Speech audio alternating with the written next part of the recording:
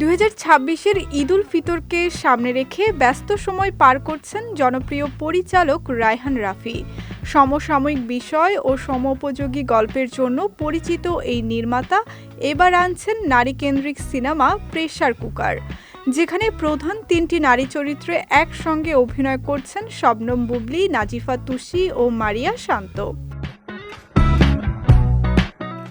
সিনেমাটি নারীর জীবন সংগ্রাম, সামাজিক চাপ ও অভ্যন্তরীণ দ্বন্দ্বকে কেন্দ্র করে নির্মিত হচ্ছে। নামের মতোই গল্পে থাকবে চাপ, দ্বন্দ্ব ও বিস্ফোরণের উপমা। পরিচালক রায়হান রাফি বরাবরই সমসাময়িক বিষয়কে নাটকীয় ভঙ্গিতে উপস্থাপন করেন এবং এই ছবিও তার ব্যতিক্রম নয়।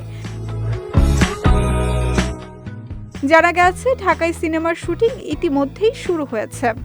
নাজিফা তুষি ও মারিয়া শান্ত শুরুর দিক থেকেই শুটিংয়ে অংশ নিয়েছেন, আর শবনম বুবলী 5 জানুয়ারি থেকে আনুষ্ঠানিকভাবে শুটিংয়ে যুক্ত হচ্ছেন।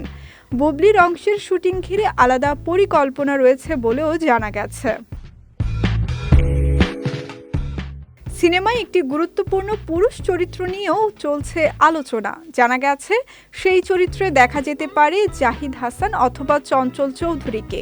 এই দুই জনপ্রিয় অভিনেতার যে কোনো একজনের যুক্ত হওয়া সিনেমাটিকে আরও অনন্য মাত্রা দেবে বলে প্রত্যাশা করা হচ্ছে। তবে এখনও এই ছবি নিয়ে কোনো মন্তব্য করেননি পরিচালক রায়হান রাফি।